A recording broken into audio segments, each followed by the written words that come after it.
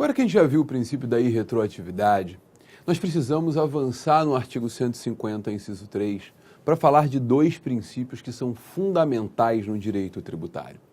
Com o objetivo de garantir a não surpresa, a Constituição no 150, inciso 3, a linha B, traz para a gente o princípio da anterioridade clássica ou anterioridade de exercício.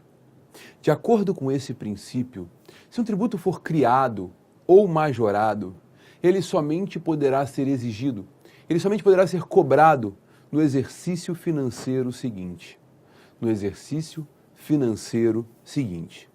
Isso porque o exercício financeiro coincide com o ano civil e seria, de acordo com a ideia constitucional, o prazo razoável para que o indivíduo pudesse se preparar para suportar a nova carga tributária.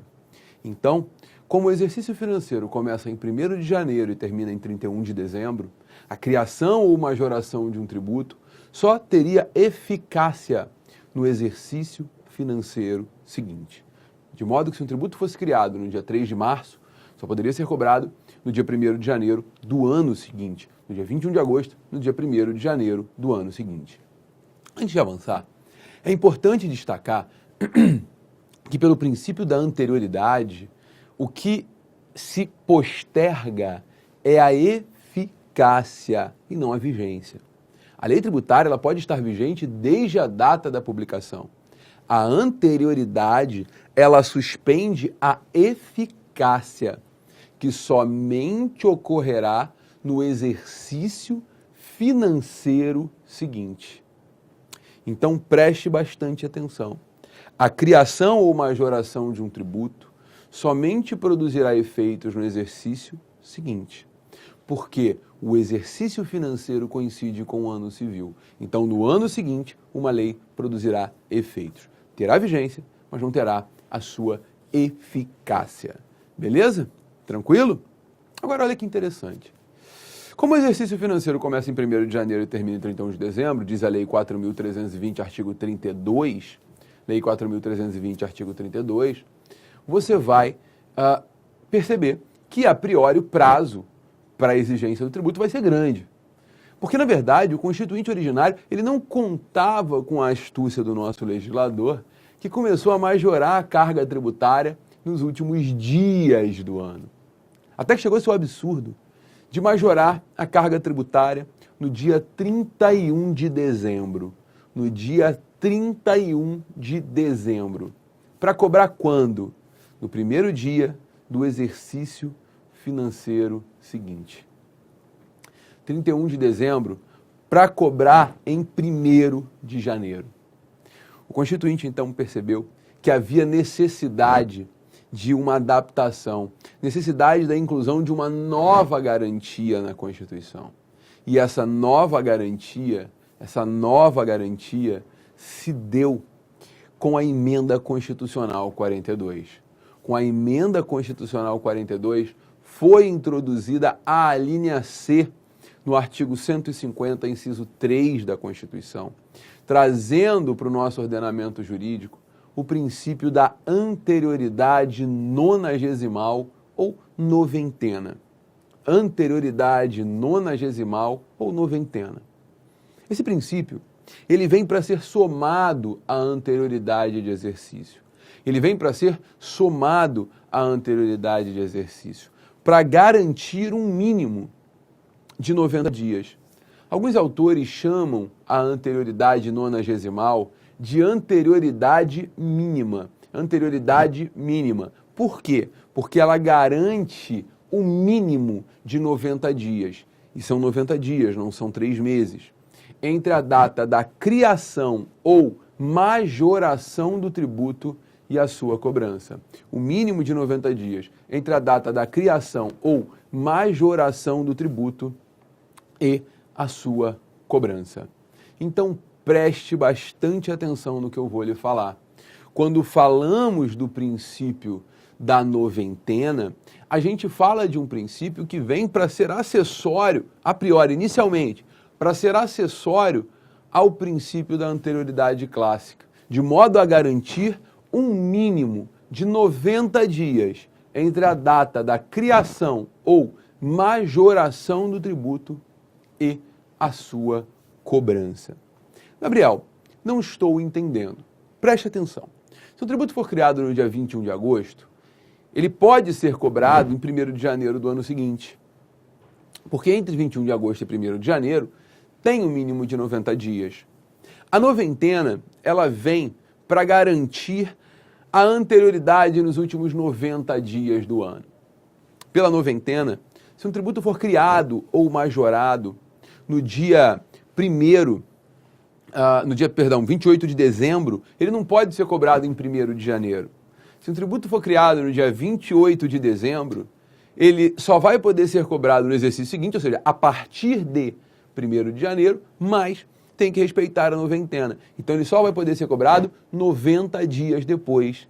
Em 1º de janeiro passa a anterioridade. Ok, primeiro princípio já está garantido, mas tem que ser respeitada também a noventena, para que esse tributo possa ser cobrado 90 dias após, garantindo então a não surpresa, com esse arcabouço criado com a Emenda Constitucional 42. De modo que, hoje, se um tributo é criado ou majorado, ele não pode ser cobrado no mesmo exercício. Ele só pode ser cobrado no exercício financeiro seguinte, desde que resguardados 90 dias entre a data da criação ou majoração do tributo e a sua cobrança. Essa é a regra. Essa é a regra. Então, muitíssimo cuidado com isso. Muitíssimo cuidado com isso. Porque a anterioridade e a noventena vão ser aplicadas em conjunto. É claro, se um tributo for criado em 10 de janeiro, ele pode ser cobrado em 1º de janeiro do ano seguinte, porque vai ter 90 dias. A aplicabilidade prática da noventena que se dá nos últimos 90 dias do ano. A aplicabilidade prática da noventena que se dá nos últimos 90 dias do ano. Ok? Fácil, molezinha, não há dúvidas. Legal, legal. Agora preste bastante atenção. Preste bastante atenção no que eu vou te falar. Isso é muito importante.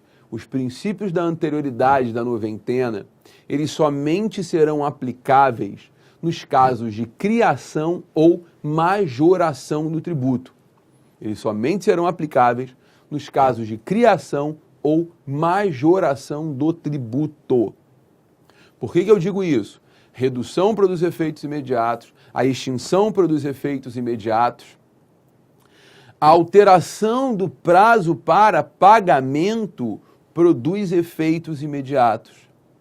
Então, por favor, faça uma remissão no seu código agora, no artigo 150, inciso 3, alíneas B e C.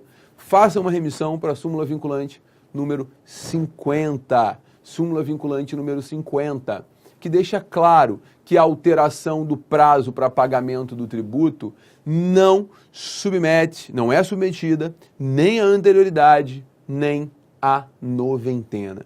Nem a anterioridade, nem a noventena. Por quê? Porque não representa nem a majoração, nem a criação de um novo tributo. Ok? Fácil? Molezinha? E aí a gente vai ter uma outra discussão. E a revogação da isenção? A revogação da isenção se submete à anterioridade à noventena?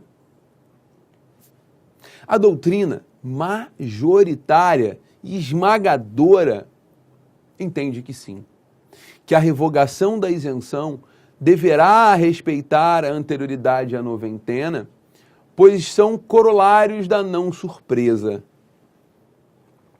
Se eu aproveito de uma isenção, eu não estou recolhendo o tributo. E o objetivo da não surpresa é evitar que eu seja compulsado a desembolsar recursos financeiros sem um planejamento prévio. Se eu tenho o planejamento da isenção e, de repente, eu não tenho mais, o efeito disso qual vai ser? O efeito disso vai ser a exigência de um dispêndio, de uma despesa maior. E é exatamente por isso que a doutrina majoritariamente entende que a revogação da isenção submete-se tanto à anterioridade quanto à noventena. Mas não é esse o posicionamento preponderante no STF. Não é esse o posicionamento preponderante no STF. Por quê? Porque no STF a isenção é conceituada, o entendimento do STF acerca da isenção é que a isenção é a dispensa legal do pagamento do tributo. A isenção é a dispensa legal do pagamento do tributo. O que significa isso? Significa dizer que quando falamos de isenção, o tributo ele está incidindo, ele é devido, o contribuinte somente estará dispensado do pagamento. Como a isenção então é dispensa legal do pagamento do tributo, a revogação da isenção produzirá efeitos imediatos. Por quê?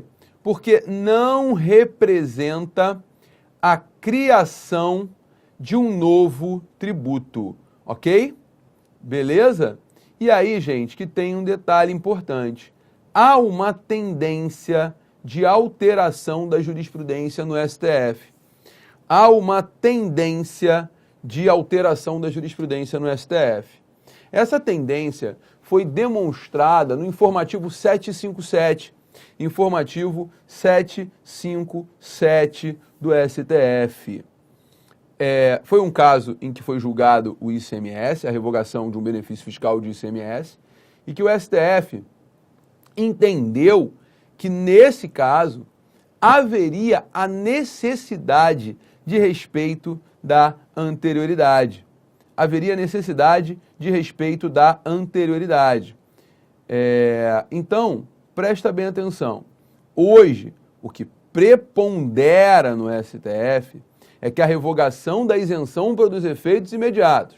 Mas, na primeira turma, conforme demonstrado no informativo 757 do STF, né, fica claro o seguinte: configura aumento indireto de tributo e, portanto, está sujeito ao princípio da anterioridade tributária a norma que implica na revogação de benefício fiscal anteriormente concedido. Isso é um posicionamento da primeira turma. É um posicionamento da primeira turma. É o recurso extraordinário 564225. Recurso extraordinário 564225. Então, presta bastante atenção nesse ponto, que ele é muito relevante. É óbvio que aqui o nosso objetivo é colocar os posicionamentos que preponderam, explicando a tentativa ou a possibilidade de mudança. Nesse caso, o STF, ele não erra quando ele diz que a revogação da isenção produz efeitos imediatos. Porque se isenção é dispensa do pagamento, não representa a criação de um novo tributo de fato. Mas, como representa um aumento de impacto financeiro, esse aumento de impacto financeiro que é afastado pela não surpresa. Então, o que é buscado pelo princípio da não surpresa é exatamente afastar e garantir o contribuinte de que o aumento do tributo, seja ele qual for, de qualquer forma, não vai surpreender o contribuinte. Então, a revogação da isenção, a revogação de benefício fiscal, efetivamente vai ter que respeitar a anterioridade à noventena, é o que a doutrina diz. Mas o STF ainda não diz isso de forma pacífica. A primeira turma entende que sim, mas o posicionamento preponderante não é nesse sentido. O fato é, a jurisprudência está evoluindo muito rapidamente. É bastante provável que em pouquíssimo tempo o posicionamento da primeira turma seja preponderante. Digo isso porque diversos outros fatos aconteceram pós informativo 757, em que tem sido demonstrada a interpretação mais extensiva dos princípios da anterioridade da noventena, do princípio da não surpresa. Vou lhe dar um exemplo, né? A possibilidade de desoneração da folha de pagamento. Desde o governo Lula, que diversos setores foram desonerados da folha de pagamento. A contribuição previdenciária deixou de ser aquela contribuição de 20% sobre folha, né, sobre remuneração paga ao trabalhador, para ser de 1 a 4% sobre o faturamento, sobre a receita bruta. É a contribuição previdenciária sobre receita bruta, CPRB. Ano passado, em 2017, o que aconteceu? Em 2017, o governo federal quis acabar com a desoneração de folha pela dificuldade de obtenção de receita, né? Choveu a ação judicial no sentido de que, olha, presta atenção, o fim da exoneração de folha no meio do exercício representa a majoração indireta de tributo. Se representa a majoração indireta de tributo, tem que respeitar a anterioridade à noventena. Tem que respeitar a anterioridade à noventena. Então, preste bem atenção no que eu estou lhe dizendo. A tendência do STF é de alteração. A tendência do STF é de alteração. Então, muitíssimo cuidado. O objetivo hoje é, que fique claro, o posicionamento pacífico é que isenção é dispensa legal do pagamento do tributo, portanto, produz efeitos imediatos. Mas a tendência de mudança é enorme. Eu, particularmente, concordo com a mudança. Por quê? A não surpresa não deve ser interpretada literalmente. É uma garantia fundamental que deve ser interpretada de forma extensiva. E como deve ser interpretada de forma extensiva, deve ser estendida, sim, no caso de revogação de isenção, porque isso vai implicar num dispêndio maior para o contribuinte. E se isso implica num dispêndio maior para o contribuinte, indiscutivelmente, estamos diante de uma majoração, ainda que indireta. Portanto, eu estou de acordo com a súmula, com o informativo 757. Mas, repito, não é o posicionamento preponderante. Ok? Beleza? Tranquilo? E aí eu te pergunto, e no caso de criação ou majoração de tributo por meio de medida provisória? E no caso de criação ou majoração do tributo por meio de medida provisória? Se o tributo ele é criado ou majorado por uma medida provisória, a anterioridade e a noventena vão contar da data da edição da medida provisória ou da data da sua conversão em lei? Da data da edição da MP ou da sua conversão em lei? E eu te faço essa pergunta, muito importante. O que você acha? Bom, aqui você tem que tomar muito cuidado, porque a anterioridade e a noventena vão contar da data da edição da medida provisória, porque a medida provisória tem força de lei. A medida provisória tem força de lei. E por ter força de lei, é plenamente possível, lembrem-se disso, que a medida provisória produz efeitos imediatamente. Não há necessidade da sua conversão em lei para que ela já produza efeitos na esfera tributária, ok? Beleza? Então, a anterioridade e a noventena são contados da data da edição da medida provisória e não da conversão em lei. Mas abre aí, por favor, a sua Constituição no artigo 62, parágrafo 2º. Artigo 62, 62, parágrafo 2º. No artigo 62, parágrafo 2º, fica claro que se um tributo for criado ou majorado por medida provisória,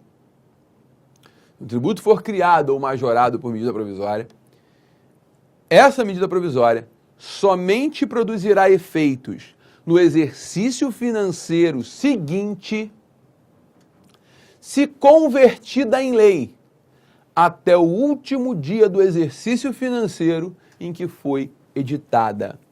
Se convertida em lei, até o último dia do exercício financeiro em que foi editada. Então, preste atenção nisso. Medida provisória só vai produzir efeitos no exercício seguinte, se convertida em lei até o último dia do exercício em que foi editada. Então, por exemplo, se no dia 2 de novembro é publicada uma medida provisória majorando a alíquota do Imposto Territorial Rural, ITR, essa MP só vai produzir efeitos no ano seguinte se ela for convertida em lei até 31 de dezembro, porque a lei só produz efeitos no exercício seguinte, a MP só produz efeitos no exercício seguinte se for convertida em lei até o último dia do exercício em que foi editada. No caso que eu dei de exemplo, se no dia 2 de novembro é majorado o ITR por medida provisória, só vai produzir efeitos no exercício financeiro seguinte se essa MP for convertida em lei até o último dia do exercício em que foi editada. Se ela não for convertida em lei até o último dia do exercício em que foi editada, esquece. ela não vai poder ser cobrada no exercício seguinte, vai poder ser cobrada no outro exercício. Então, por exemplo, se no dia 2 de novembro de 2018 é majorada por medida provisória ITR, é convertida em lei até 31 de dezembro, 1º de janeiro de 2019 já pode cobrar. 1º de janeiro não, porque tem noventena. Mas tudo bem. A partir de 1º de janeiro, essa medida provisória pode produzir efeitos respeitada a anterioridade e a noventena. Ok? Legal. Agora, se essa medida provisória não for convertida em lei até 31 de dezembro de 2018, ela não pode produzir nenhum efeito a partir de 1º de janeiro. Não interessa respeitou a noventena. Não interessa. Ela tem que ser convertida em lei até o último dia do exercício em que foi editada.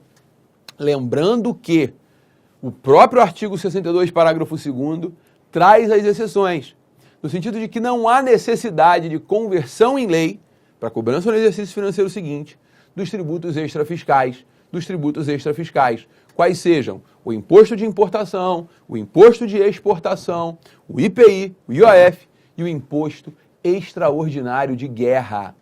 Importação, exportação, IPI, IOF e imposto extraordinário de guerra. Esses não precisam ser convertidos em lei até o último dia do exercício em que foi editada a medida provisória para que sejam cobrados. Não. Eles podem ser cobrados no exercício seguinte à edição da MP, mesmo que a MP não seja convertida em lei, mas é óbvio esteja em vigor, né? Porque se a MP cair, se ela for revogada, se ela não for convertida, ela obviamente não pode produzir efeitos. Então, muito cuidado. Pode produzir efeito no exercício financeiro seguinte, ainda que não seja convertido em lei até o último dia do exercício em que foi editada a medida provisória, que criar ou majorar imposto de importação, imposto de exportação, IPI, IOF, imposto extraordinário de guerra. Nos demais tributos, a MP tem que ser convertida em lei até o último dia do exercício em que foi editada para que seja cobrada no exercício seguinte. Ok? Fácil, molezinha, não há dúvidas? Legal, legal. Agora preste bastante atenção. O princípio da anterioridade da noventena, os princípios da anterioridade da noventena são muito interessantes. É uma garantia fundamental relevante, mas tem diversas exceções que estão no artigo 150, parágrafo 1º.